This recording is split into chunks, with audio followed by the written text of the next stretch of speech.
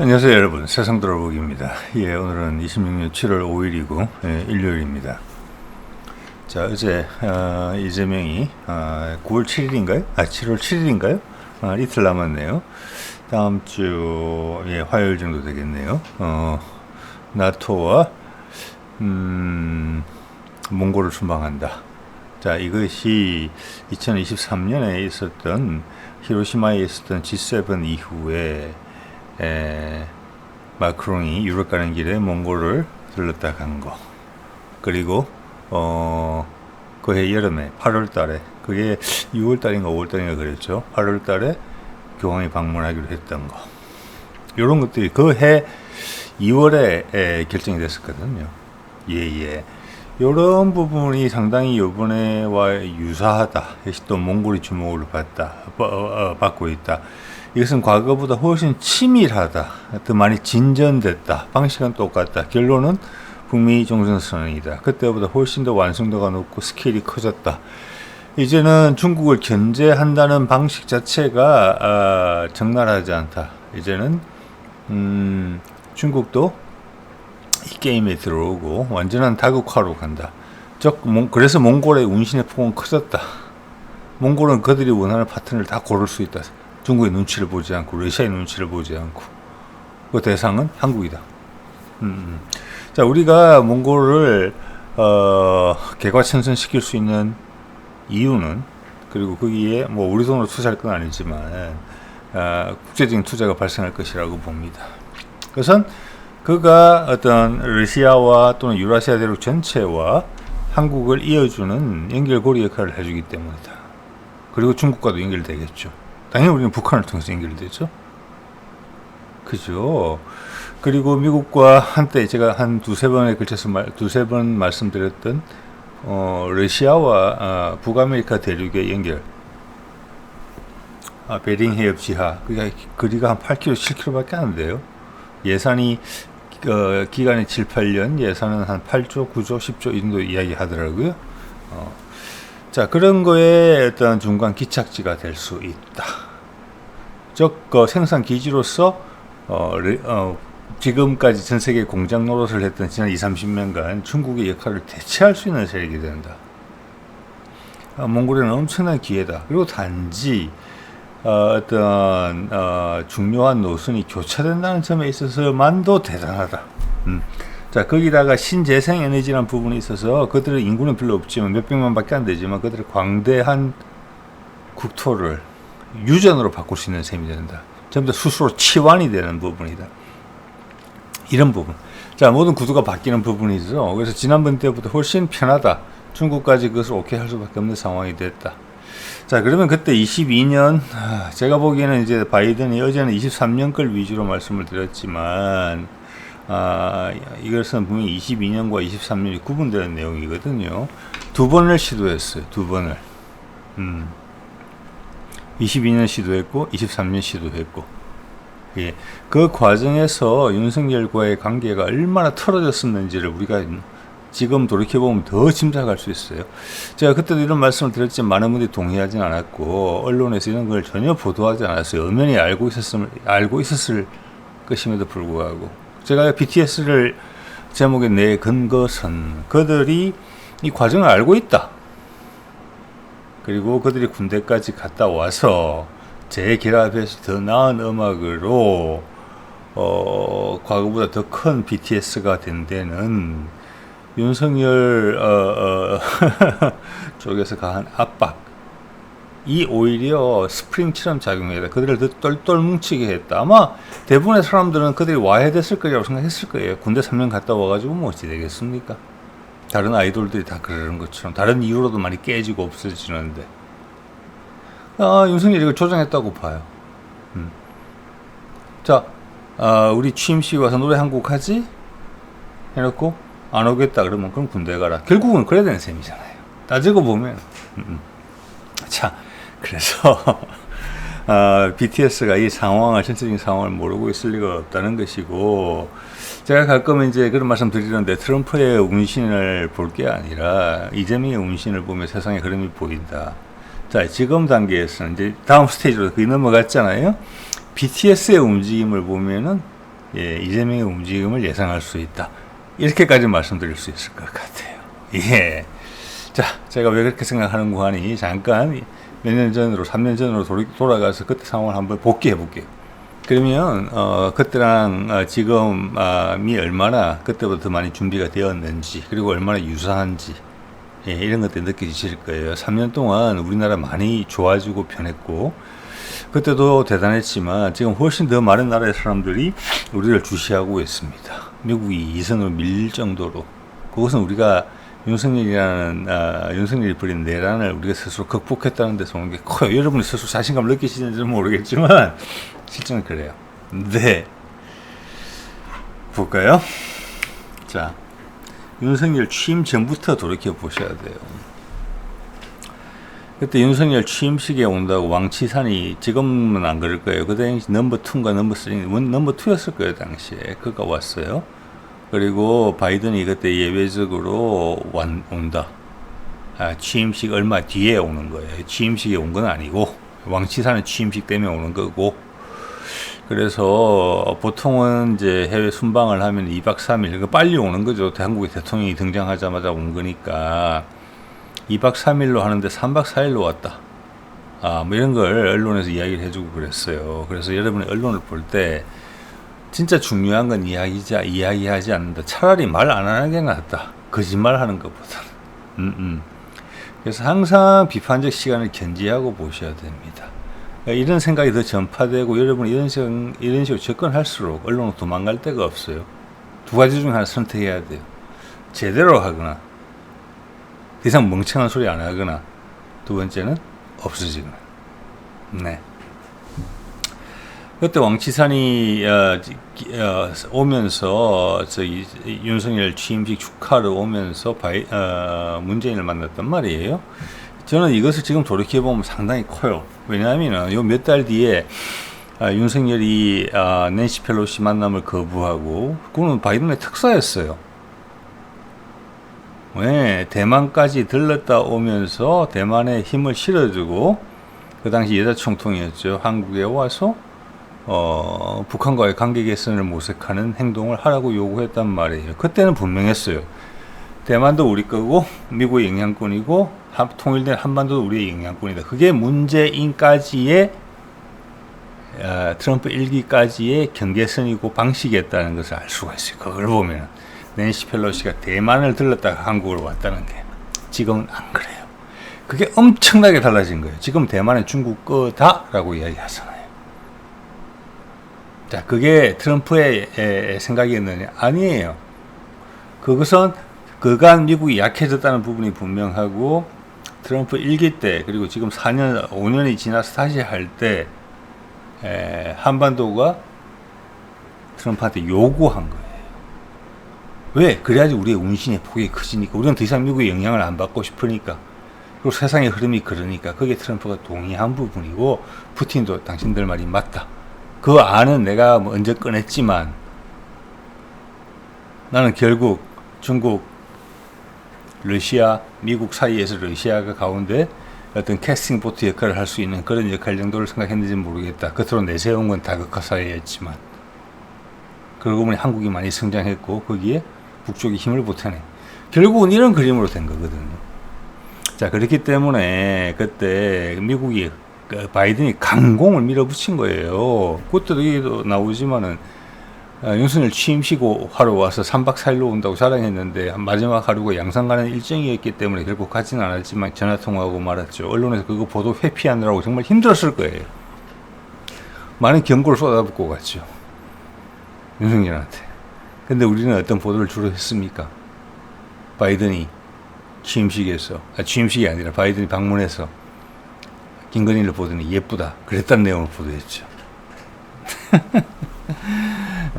뭐 욕을 여러 바가지 퍼부어도 언론들은 할 말이 없죠. 당시에. 그래서 왕치산이 그때 와서 문재인과 심각한 이야기를 했을 겁니다.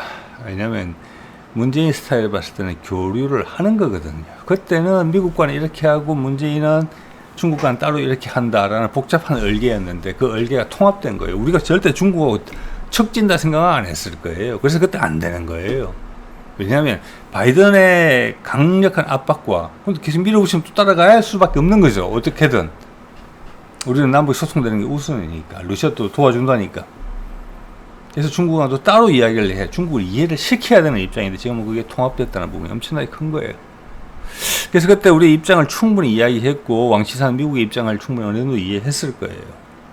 그래서 미국이 윤석열한테 담대한 구상을 요구했을 때 그리고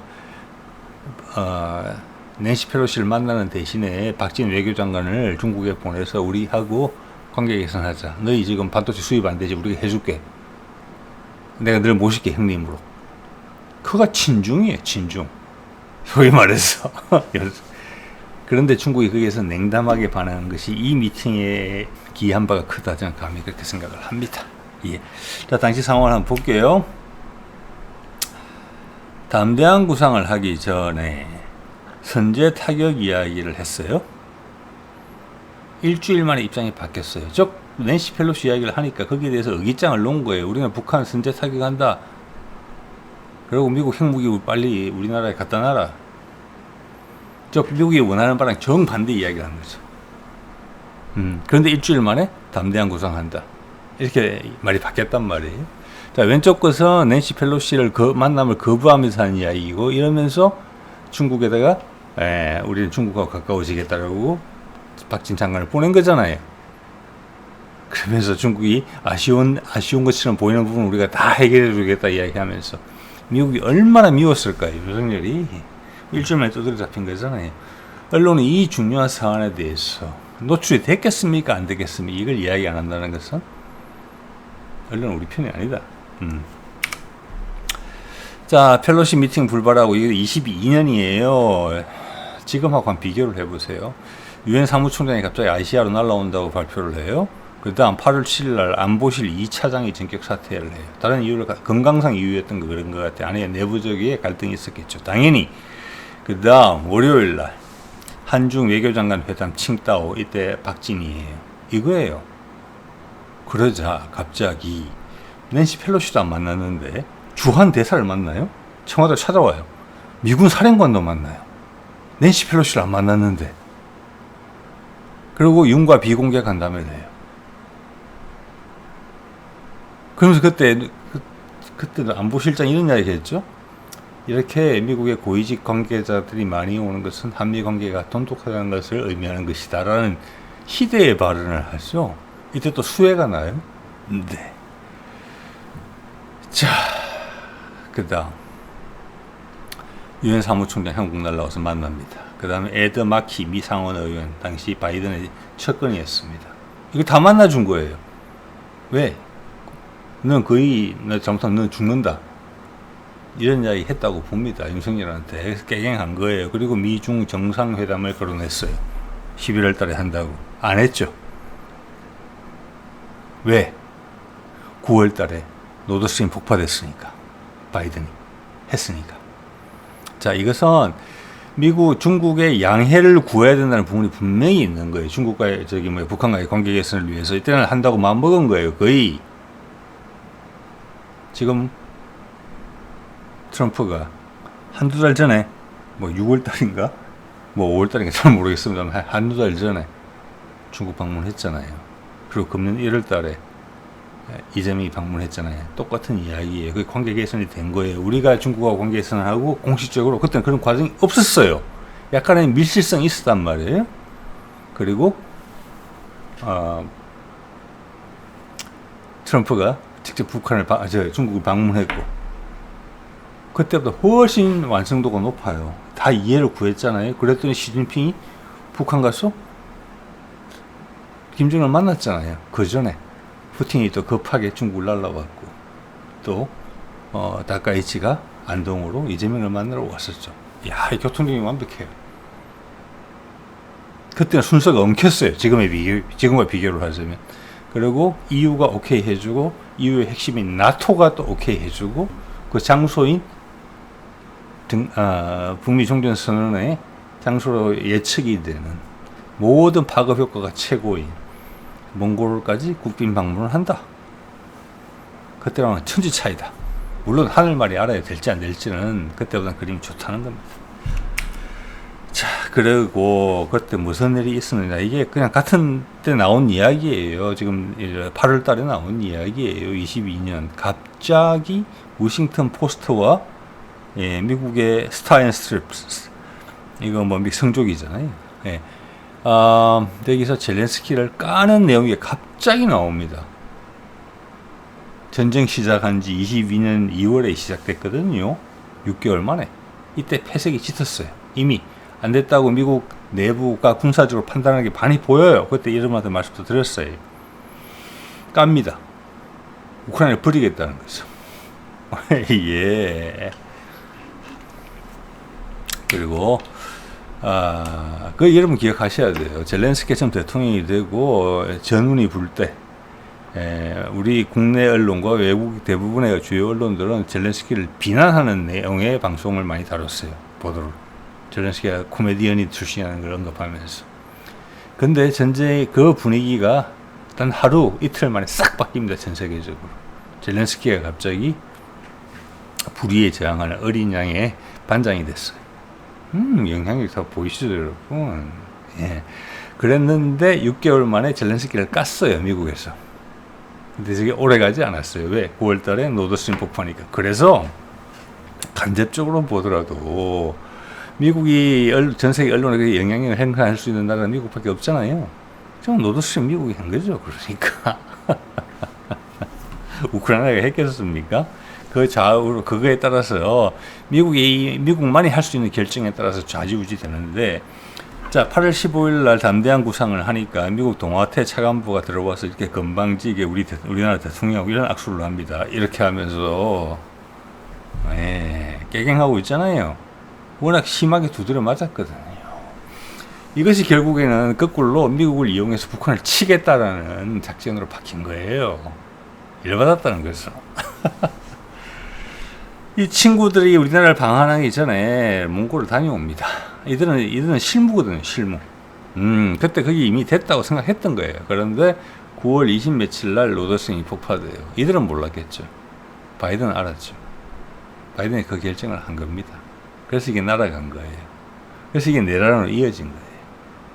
복잡하죠. 그래서 미국의 이 점에 대한 생각은 복잡하고 우리보다 훨씬 예민하고, 이런 과정이 충분히 촉발시켜가지고 기시다와 윤석열이 짜고 쳐서 우리나라에서 내란을 일으켜서 북한과의 전쟁을 유도했을 때 미국이 얼마나 놀랐겠습니까, 여러분.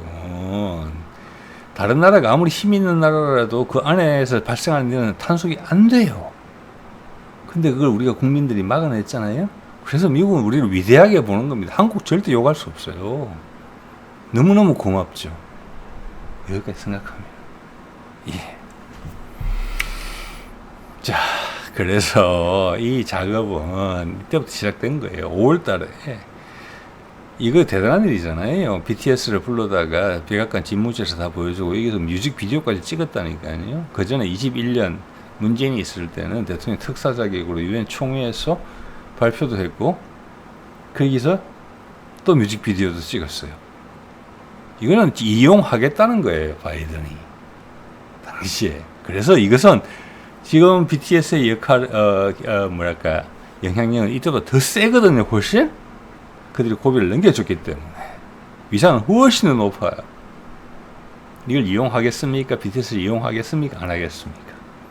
안 하면 바본 거죠. 우리는 지난 4년 전보다 훨씬 문화 대국이 돼 있어요. 우리는 이제는 선도하는 게 아니라, 선도라는 것은 기존의 방식에 가장 앞장서 있다 이런 뜻이잖아요. 그게 아니에요. 우리는 새로운 기준을 만들고 있어요. 우리는 아방가르드예요. 여태까지 세상에 인류 역사상 없었던 일을 하고 있어요. 우리가 힘이 세지만 문화의 힘이 우리의 잠재력, 우리의 실질적인 힘보다 앞서서 압도했고, 사람들이 껍질을 까봤더니 실제적인 실력은 더 대단하다. 이런 게 맞춰지고 있는 상황이에요. 그림 훨씬 좋아요. 지금 보면 확실하죠. 예, 왜 바이든이 얘들 BTS를 초청했는지. 네. 그때 명목상의 이유는 아시아계에 대한 어떤 폭력 사태, 또 흑인에 대한 폭력 사태, 주로 아시아인에 대한 폭력 사태. 그래서 거기에 대해서 그게 인식 제고 이런 차원에서 한 것인데 그것은 명목이었다고 봅니다. 지금은 오히려 그때만 해도 그렇지 않았다는 겁니다. 지금은 오히려 한국인이라고 그러면은 특수 대접을 받고 있죠. 전 세계 어디를 가더라도. 예. 자, 그런 BTS의 영향력인데 그때도 이런 제스처를 취했잖아요. 5월달에 그림을 그려놓고 오케이 이렇게 하면 되겠다. 이때도 이미 문재인을 접촉했어요. 그러니까 양산에서 통화했을 때도 윤석열 안중에도 없었던 거예요. 이미. 이것은 좀 이따 보여드리겠습니다. 이런 기억 못하시는 분 많을 거예요. 취임 전에부터 개무시 당했어요. 윤석열은. 왜? 그들 성향에 대해서 미국이 잘 알고 있었다는 거예요. 잘못된 선택을 했다는 거예요. 한국 사람들이. 그런데 윤석열이 내란까지 치달았잖아요.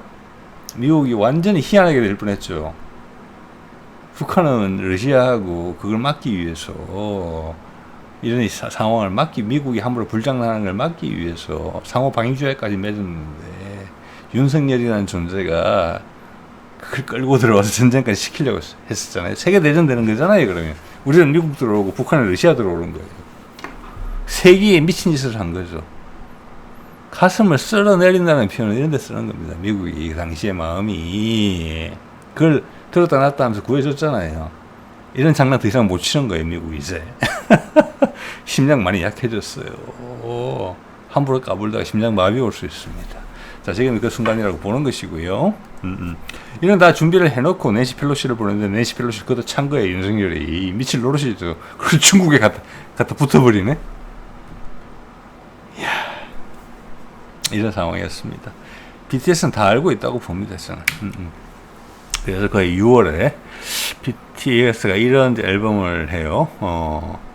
예투고, 예투컴이라는 거 하죠. 제목 자체가 의미심장하죠. 그때는 이미 윤석열이 대통령이 됐고, 제가 그때 이제 그런 이후로, 예, 오토바이 타고 지리산 일주일 다녀온 다음에 정치 논평을 시작했던 시점이에요. 이때가.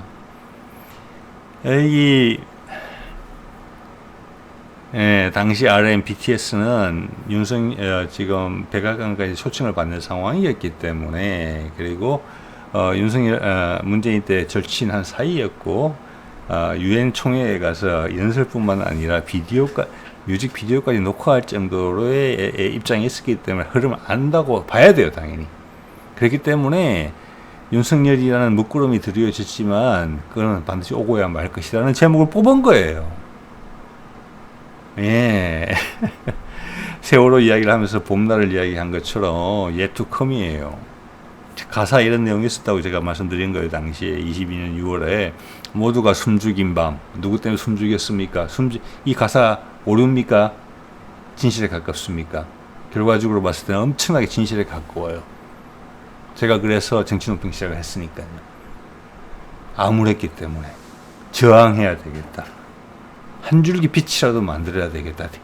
먹구름 뒤에 빛이 있다는 걸 보여주고 싶었다. 같은 마음이에요. 우린 발을 멈추지 않아. 예, 엄청나게 동질감을 느꼈습니다. 그들은 노래를 하죠. 저는 영상을 만듭니다. 예. 그리고 여기에 보면 사막 한가운데 그 사막을 선택했겠지요. 컨테이너 박스가 있는데 20219라는 숫자가 제 눈에 들어왔어요. 그래서 20219가 뭘까? 20219는 미국의 워싱턴 DC의 우편 번호입니다, 여러분. 예. 즉, 6월달 당시잖아요. 그러니까 이것은 바이든을 만나고 나서예요. 거의 동시기죠. 즉, 윤석열 희한한 짓 하고 있지만 바이든이 북미 종전한다. 이 이야기예요. 그런 암시를 다 줬어요. 이제 여러분 동의하실 거예요. 그렇지만 결국 안 됐죠. 이 세상 누구보다 낙심이 심했던 게 BTS일 수 있어요. 그러다 군대까지 갔잖아요. 결과적으로는. 예. 자, 이때는 이미 윤석열 취임식에 우리는 안 간다라고 이야기했을 때거든요. 예상됐던 일이에요. 그들이 버텨낸 거는 우리 대단한 젊은이들의 기계를 보여준 거예요. 우리가 운때가 좋은 거예요, 우리나라. BTS가 견뎌내 준 것이. 그리고 더 좋은 음악으로 왔죠. 자, 볼까요? 이런 준비를 다 하고 있었는데 이 미친 바이든이 2020년 9월 말에 노드스트림 가스관 폭발을 합니다. 이거 지금 보니까 우크라이나가 했다고 돼 있더라고요. 우크라이나 부인하고 이런 겁니다. 여기 아무 말도 못하는 독일. 이런 거에 대해서 그때 제가 말씀드렸죠. 23년 2월에 이 셰이모 허시라는 이런 게 참 미국의 힘이라고 생각을 합니다. 우리도 이런 언론이 좀 나왔으면 좋겠어요. 지금도 뭐 뉴스타파 같은 데가 비슷한 역할을 하고 있죠. 거기서 한 단계 더 올라갈 필요가 있다고 생각을 합니다. 유명한 탐사 전문 기자고 그의 말을 무시하거나 반박하지 않습니다. 미국 정부에서. 노출을 제한할 따름이죠. 그거 이야기했어요. 미국 노드스트림은 미국이 폭파한 거다. 노르웨이와 연합해서 2월 달에 시한폭탄 장치했다. 4군데 다 장치했다. 가스관이 4개거든요. 폭발을 했다. 그 중에 3개만 터졌다. 1개는 안 터졌다. 그 많은 것들은 내부 제보로부터 이어졌다. 그게 세이모 허시 이야기예요. 여러분 누구 말씀 믿을래요? 독일 언론 보도 믿을래요? 미국 언론 보도 믿을래요? 저는 세이모 허시 말 믿겠습니다. 그때 이런 내용을 이야기했죠. 어떻게 미국은 가스관을 폭파했나 자세한 내용이 나옵니다. 여기 지금 나이가 37년생이니까 거의 90살이거든요. 이거 할 때만 해도 87세예요. 근데 이런 기사를 작성한다니까요. 대단하죠, 여러분. 저는 우리도 이런 언론인 보고 싶습니다. 정말로. 예. 퓰리츠상도 수상도 하고 마이라이 참사 보도라는 것은 미군에 의한 월남전 때 강간 그리고 민간인 학살 사건 한 500명 정도 죽었을 거예요. 그것을 까발린 사람입니다. 예. 이런 게 미국의 힘이죠. 전 세계 어디에도 존재할 수 없는 언론이 그래도 미국에 존재하잖아요. 그런 미국의 현재의 겉모습이 그렇다 할지라도. 자, 옛날 일 볼까요? 이것은 4월 8일 취임하기 전이에요. 윤석열이. 한국일보 기사가 이렇게 있죠. 닥치고 한미동맹이라는 자살골. 당선인의 친서를 들고 간 특사를 문전 박대를 했다. 이런 내용이죠. 여러분 기억하시는지 모르겠네. 그때 박진이 갔는데 당선인의 친서다. 이러면 이게 더 중요한 단어가 당선인의 친서면 그 자체가 수장이라는 뜻이에요. 대통령이라는 뜻이에요. 그 당시 제이크 설리반 국가안보 보좌관이 이걸 받았는데 그때 바이든이 유럽에 가 있었대요? 그것도 모르고 가냐. 의사소통이 전혀 안 됐다는 거예요. 원래는 이것을 인사를 드리러 갔지만 박지는 고개를 꾸벅 숙이더라도 90도로 바이든이 받아줬어야 된다는 이야기를 하는 거예요. 그리고 바이든이 우연히 미국에 유럽에 가 있었다. 그래서 어쩔 수 없었다. 국가적인 설명이 되는데 거기에 상응하는 사람하고 외교부 장관 후임 내정자가 갔기 때문에 미국의 외교부 장관이 박진을 응대해 줘야 돼요. 근데 외무부 장관이 아니라 국무부 장관이죠. 그러니까 그런데 국무부 차관이 웬디 셔먼 국무부 차관이 대응을 했어요. 이것은 의도적인 무시다. 마음 안 들었다는 거예요. 예. 그런데 여러분 생각해 보십시오. 이재명이 되고 나서 김현종 아무 직책도 없었죠. 김현종은 가가지고 백악관에까지 가서 트럼프까지 만났을 가능성이 지금 추정이 되거든요. 최소한 국가안보보좌관을 만났을 거예요. 아무 감투도 없었던 김현종. 그리고 그는 기껏 최고 지위가 문재인 때 안보실장도 아니고 안보실 2차장이었는데 그를 국가안보보좌관급이 최소한 만나줬다는 거예요. 중요한 이야기를 나누면서 그는 대통령 당선인 신분이던 윤석열보다 높은 대접을 받았어요. 트럼프한테. 이렇게 한번 비교해 보세요.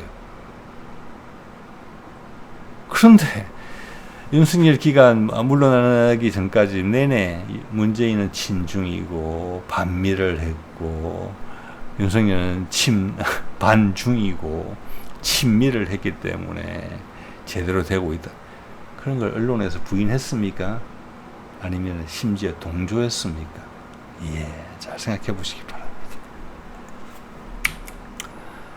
자, 결국 BTS 취임식 불참, 취임식이 오면 어떻게 해주겠다라는 게 분명히 있었고, 이 당시에 이거 준비위원장이 이상민인가 그랬던 걸로 해요. 이거 접촉했던 사람이 이상민이었어요. 지금 내란죄로 형 많이 받았죠. 그때 BTS가 문재인 정부에서 여러 가지 역할을 했다는 걸 알고 있어서 일부러 이렇게 했을 거예요. 물론 BTS라는 이런 값을 가지고 충분히 부를만 하죠. 부르고도 남을만 하죠. 근데 동시에 길을 꺾겠다는 부분이 분명히 있었을 거예요. 왜? 문학에는 항상 힘들었거든요. 그때 블랙리스트, 박근혜 때 항상 문학에는 반대편에 서 있었어요. 그게 우리 힘이죠. 동학의 후손들. 네. 이때 BTS가 저기를 갔다 그러면 지금의 BTS는 없었을 거예요. 그래서 사람이 인생이 자기 지조가 있고 자기 판단이 있고 요즘 말로 하면 자기의 결이 있고 그 결에 안 맞는 행동을 할 때 나의 이해관계와 아무 상관이 없다 하더라도 나의 이해관계에 반하더라도 거기에 반대를 해야 될 때가 있는 것입니다. 지금도 마찬가지예요. 20, 30대 젊은 친구들 생각 다시 해야 돼요. 그런 결이 여성이 훨씬 세요. 남성보다 지금. 그때 갔으면 BTS 망가졌어요. 절대. 군대는 안 갔을 수 있어요. 내란의 상황을 거친 후에 지금의 BTS는 절대 없었을 겁니다. 소름 끼치지 않으세요, 여러분? 예. 자, 이런 과정을 다 거친 BTS가 이번에 전 세계 투어를 하는데 그때만큼 속내를 빨리 드러내지는 않겠지만 모든 것이 지금의 흐름에 대해서 알고 있고 업데이트가 되고 있기 때문에 만반의 준비를 하고 있을 것이라고 생각을 합니다. 교황도 통지를 받았죠. 자, 그때를 봤어. 교황이 몽골을 방문하기로 되어 있었던 게 8월 달이었거든요. 7월 말에 폭탄이 노드스트림 폭파됐단 말이에요. 그러면 그때를 봤을 때는 미국의 중간 선거가 항상 11월 달에 있기 때문에 교황이 몽골을 다녀가서 분위기를 띄운 다음 어떤 주제를 가지고 그 당시 계속 빌드업이 올라갔겠죠. 더 그렇기 때문에 천주교 신자가 몇천 명밖에 안 되는 그 길을 간 거거든요. 하면서 중간 선거가 있기 전인 9월 달이나 10월 달에 거기서 뭔가를 터뜨리려고 했을 것 같다는 생각이 든단 말이에요. 그렇죠. 지금 요번에 이재명이 지난번에 유럽 갔을 때 이야기했죠. 내년 7월 정도인가 오게 돼 있어요. 세계 청소년 청년 대회인가. 자, 그때 그 한국 추기인이 박흥식 추기인가요? 유흥식 추기인가요? 잘 모르겠습니다만 거기서 이야기했죠. 그때 갔을 때 김정은하고 같이 사진을 찍었으면 좋겠다. 그러면 김정은이 남한에 온다는 이야기거든요. 의미심장해요. 그리고 그 전에 많은 빌드업이 된다. 아니면 결과적으로 그렇게 된다라는 이야기가 될 수 있어요. 결과적으로. 즉 지난번 몽골을 갔을 때는 빌드업의 한 부분이었지만 지금은 그 후반부로 아니면 이게 여러분 한번 잘 생각해 보세요. 이게 한 1년 정도의 계획을 갖고 하는 걸 수 있거든요. 그렇게 되면 트럼프가 1년을 버텨내야 된다는 부분이 있어요. 내년 7월에 교황이 오는 것으로 되어 있거든요. 자, 그러면 요번에 그때 바이든이 그랬던 것처럼 9월, 10월 정도에 가을 초에 뭐가 발생해야 돼요. 예, 그거랑 요번에 교황권은 어떻게 연결되는지까지 구체적으로 제가 예측하기는 좀 어렵습니다만은 현재 가진 정보를 가지고는 어쨌거나 그 당시 몇 년 전에 몽골에 교황이 방문한 것처럼 빌드업의 과정에 들어간다. 아니면 여러 차례 들어갈 수도 있고. 그리고 한국의 문화의 힘은 우리가 죽지 않고 내란을 거치면서 더 커졌다. 그때 불이 꺼질까봐 미국이 얼마나 노심초사했을까 한번 생각해 보세요. 한국을 정말 다시 봤을 거예요. 결과적으로 전 세계가 다시 본 거예요. 그게 그냥 나타나요. 논리적으로 이해하지 못하더라도 이렇게 구체적으로 따져보는 사람이 얼마나 되겠습니까? 예. 자, 그런 과정이 훨씬 무르익었다. 예, 하늘만이 아는 이야기겠지만 훨씬 무르익었다. 그런 말씀에는 동의가 되시리라고 봅니다. 자, 오늘 이 정도 말씀드릴게요. 네.